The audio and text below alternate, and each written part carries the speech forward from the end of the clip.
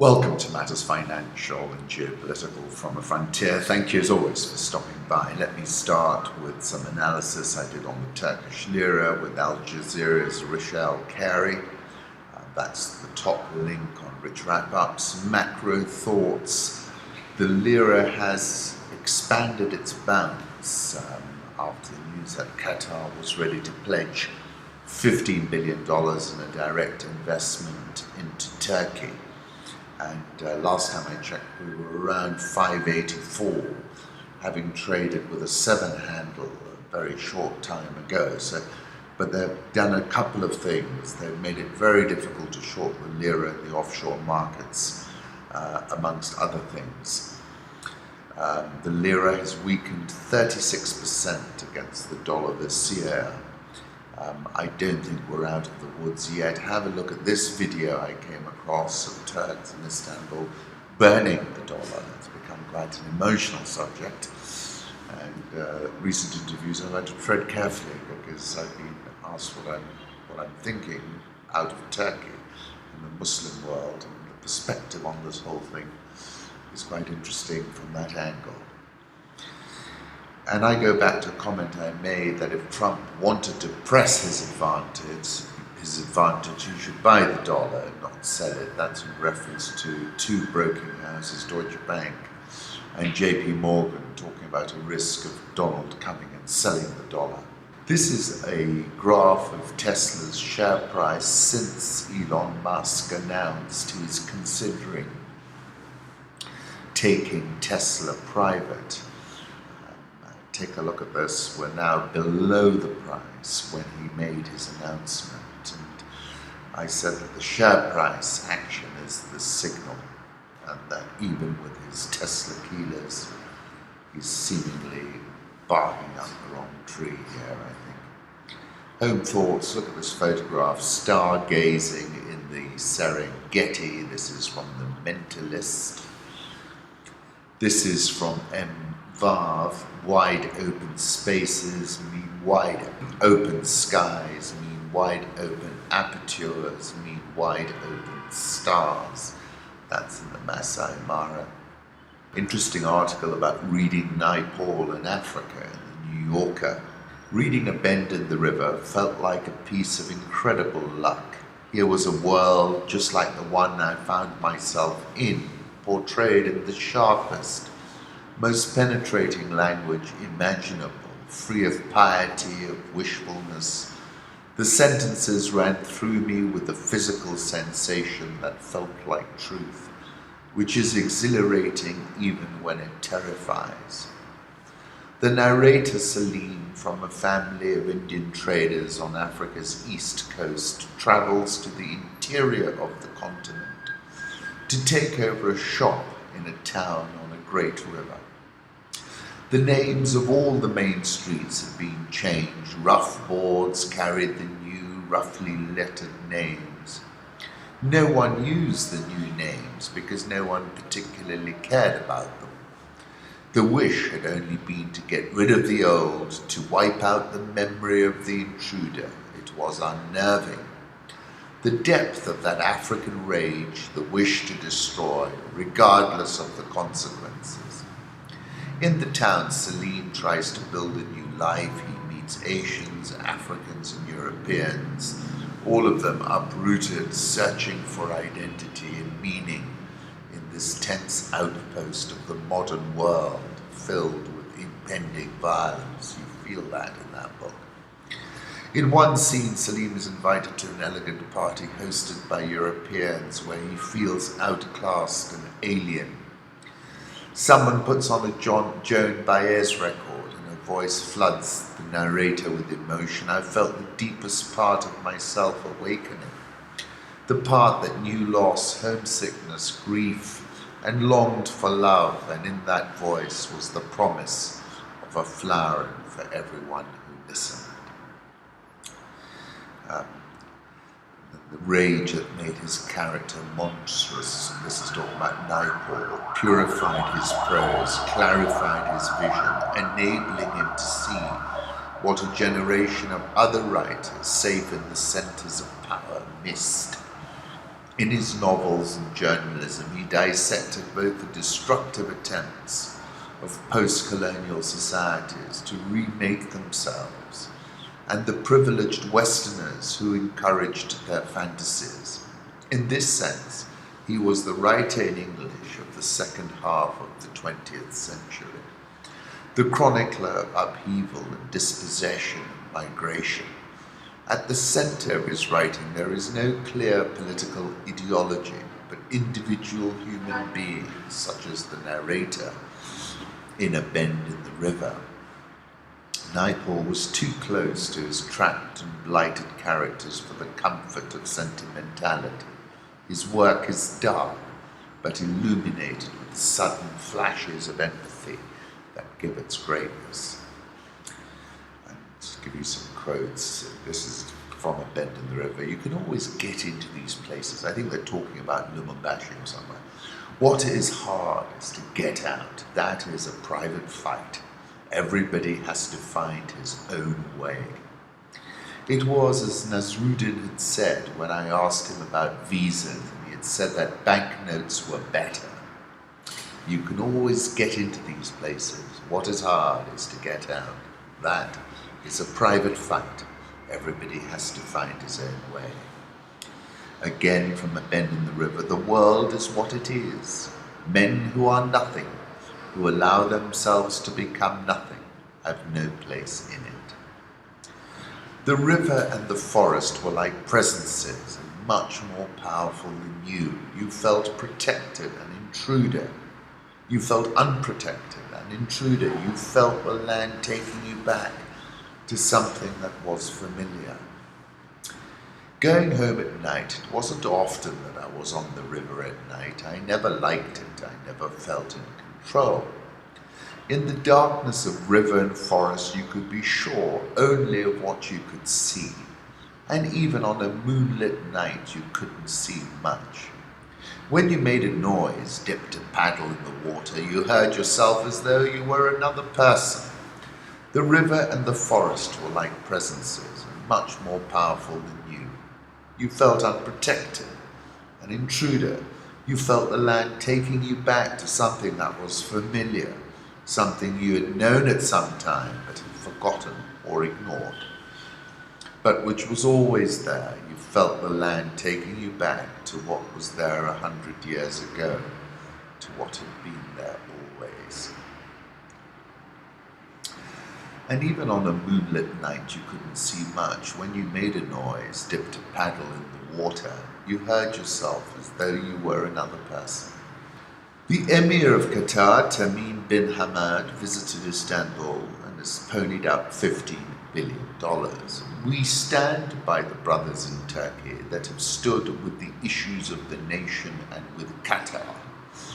As part of the important talks I held in Ankara on Friday with His Excellency President Erdogan, they've announced a $15 billion deposit package in investment projects in the country, which is a strong and solid productive economy, he said.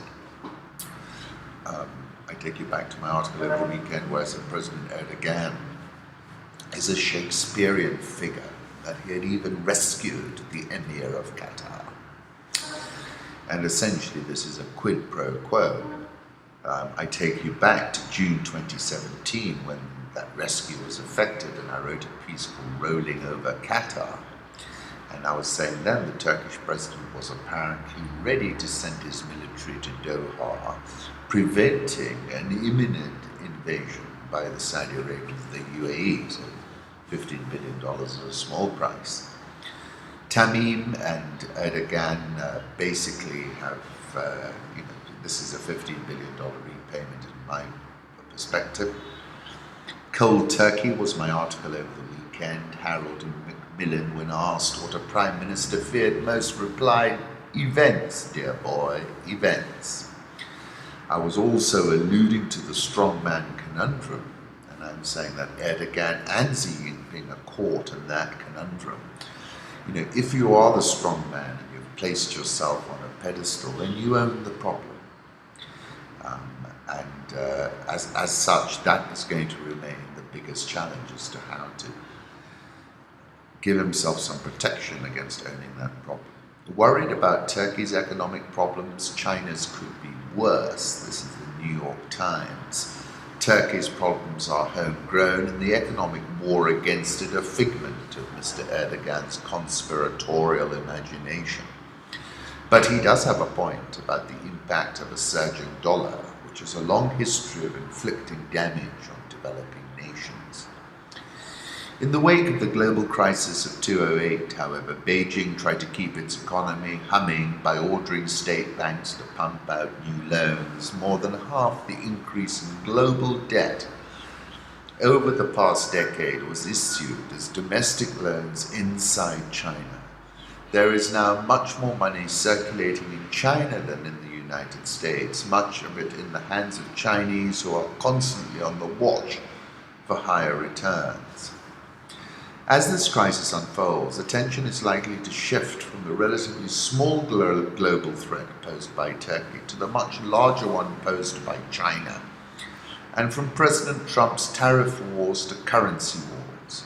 Though the Trump administration has accused China of weakening its currency to make its exports more competitive, over the past few days China has shifted to trying to prevent the renminbi, already down 7% against the dollar over the past 2 months, from weakening further. The last thing Beijing wants is a sudden crisis of confidence. The fate of the world economy depends on how China renegotiates this dilemma. Its $14 trillion economy is more than 15 times larger than Turkey's, representing about 16% of the global economy. It is pivotal. For the rest of the world, the collapse of the Lira may prove to be a passing event, and China is likely to decide which way this crisis goes. So, as I said, Erdogan, strongman conundrum, Xi Jinping in the same boat. Trump, I said over the weekend, seems to be relishing his financial warfare strategies. He has Khamenei on the run. Maduro in Venezuela is being attacked by a remote-controlled drone. Xi, I said then, looks ever so fragile.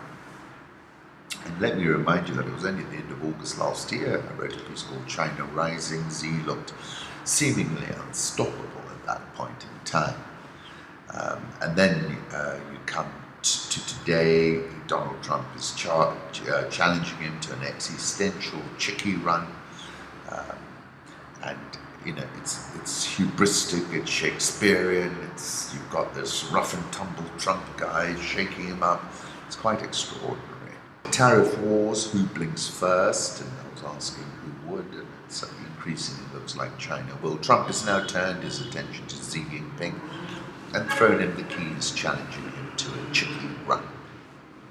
However, some positive news, which has lifted some asset prices after a dramatic sell-off yesterday and over the last few sessions. The Chinese is sending a delegation led by the Vice Commerce Minister, Wang Shouwen, who will meet with an American group led by David Malpass, Under Secretary of the US Treasury for International Affairs.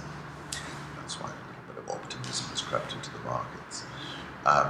But as I said at the end of July, from a trading perspective, the fire starter, the chicky run specialist Donald Trump, is actually beginning to shake Xi.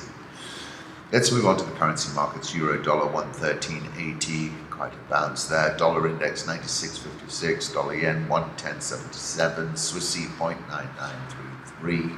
The pound 127.20, the Aussie 0.7266 last time I looked. India rupee above 70, South Korean won 1130.35, the Real 390.25, Egyptian pound 17.8950, and the Rand, which really had a terrible session yesterday, last I checked was at 14.49.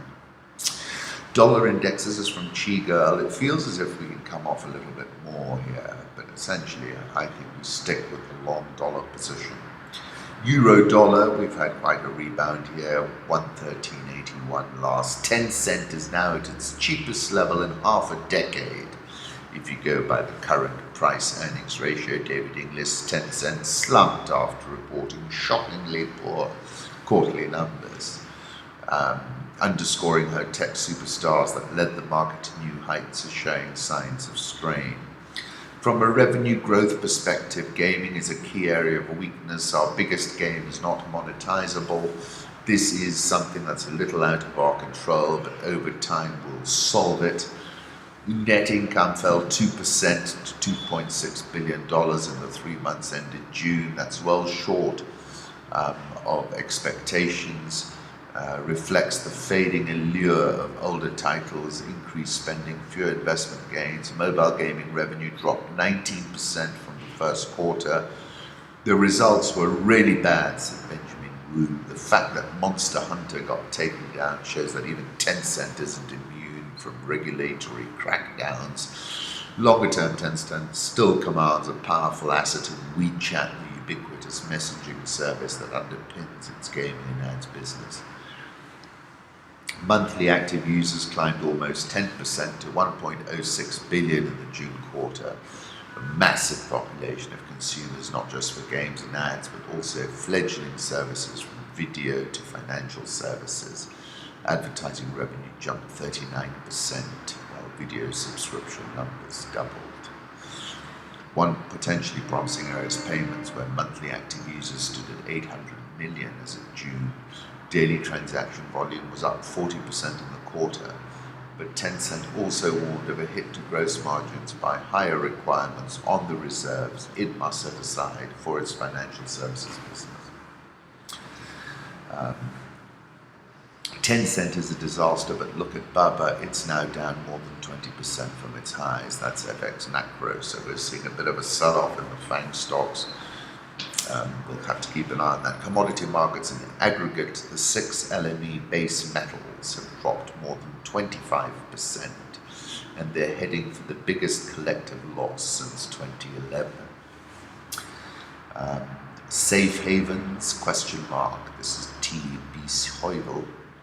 Market needs to hold here, close below 1124 and 1045 will be within range. We're currently at 1179.75.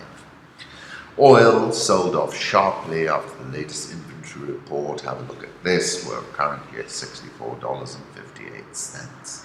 Copper has entered a bear market on an intraday basis with a more than 20% drop from its recent peak. That's from Javier Blas. Emerging markets, I called it on the 5th of February when I said, interestingly, JP Morgan's MB index spread is down to 258 basis points, the tightest since mid-2014. And I was asking how long this was going to last, implying not very long. Emerging economies face threat of Turkey knock-on effect, but only risk spreads of Argentina have substantially risen following Turkey crash so far, maybe South Africa as well. And then I wrote about the end of Halcyon days. Halcyon days was days when storms did not occur, a past period that is remembered for being happy and or successful. And I was saying the markets were exiting their Halcyon period. Halcyon, of course, is the kingfisher bird. A male oriental dwarf kingfisher is captured feeding a female to seek her acceptance in this photo. MSCI emerging market stocks have entered a bear market. They're down 20% from their January peak. Technically, should the rupee climb above 71, then we see the rupee going to 80 within 4 to 6 months. That's Peter Brent in the Hindustan Times. This is the rupee, and Sun Charters is calling it self-explanatory. Emerging markets continue to calm as Turkish Lira trades below 6, but the India rupee trades beyond 70. Sub-Saharan Africa, ZANU-PF wants to use its parliamentary majority to increase Zimbabwe's minimum age, presidential minimum age, from 40 to 55. Yoweri Museveni has been president of Uganda for longer than all of his 7 predecessors combined. That's Larry Madowo. South Africa's ANC chairman wants the state to seize land from those with over 12,000 hectares. Not immediately clear whether Mantashe's comments represented official ANC policy. 4 key party officials did not answer their phones when called by Reuters for clarification. South African all shares down 6.48%. It took a big beating, essentially because Naspers owns 30% of Tencent. Tencent took a big wobble.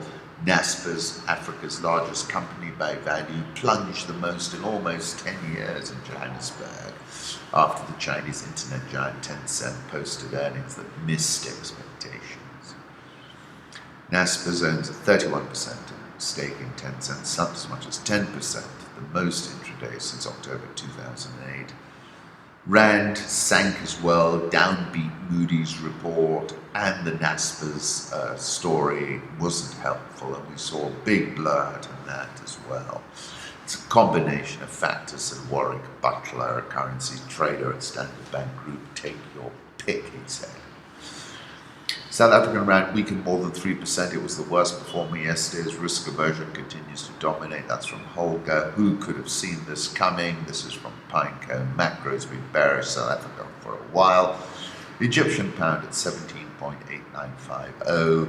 Nigerian all share down 8.28% year to date in the bear market. Ghana Stock Exchange up 10.74% year to date. Zimbabwe's largest restaurant company plans more outlets in Kenya. Simbisa Brands has said it will set up more outlets in Kenya as part of its expansion plan. I saw dust coming our way and checked if Nyamu Jim would pause the walk, but no, he continued as if a cool breeze was hitting his face. Zambia loves elephants. Drones driven by AI will track illegal fishing in African waters, according to CNN. We've had 3 banking results this morning at the Nairobi Securities Exchange. Let me start with Equity Bank. Loans and advances to customers expanded an anemic 3.75%. That's to 275 billion. Total assets up 7.341% to 542 billion.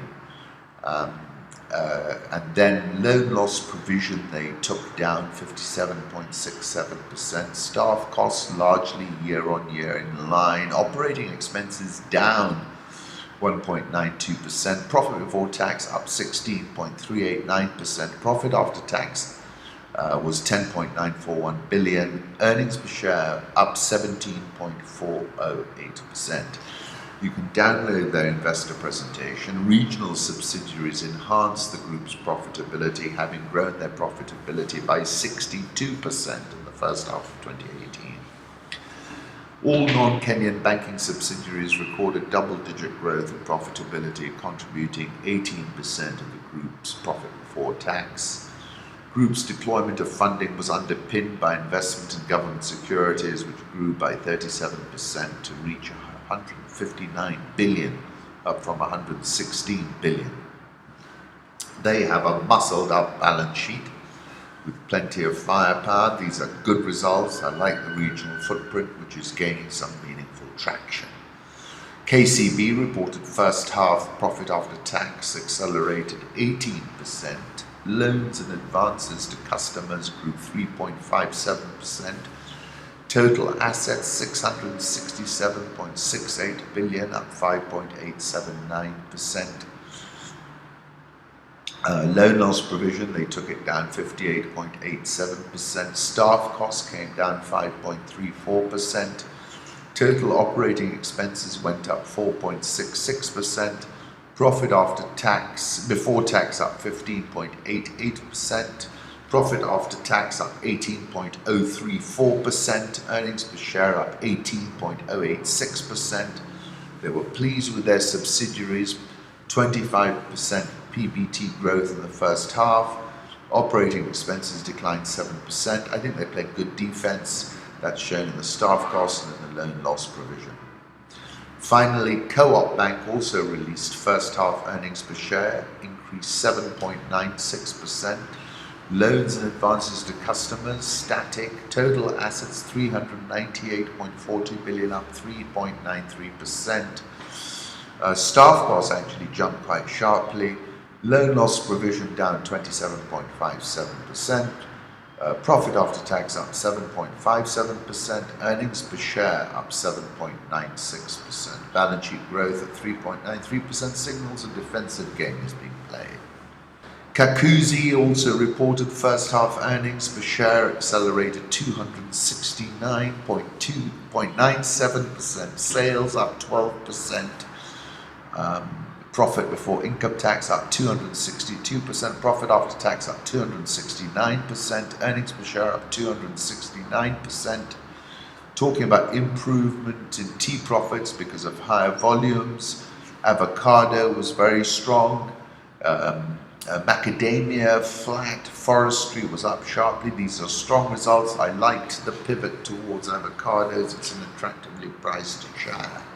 Stanbic surged 5% to close at a 2018 high of 105. It's up 36.11% on a total return basis. Got more to go. TPS Serena is down 23.076% year to date. Take a look at the results.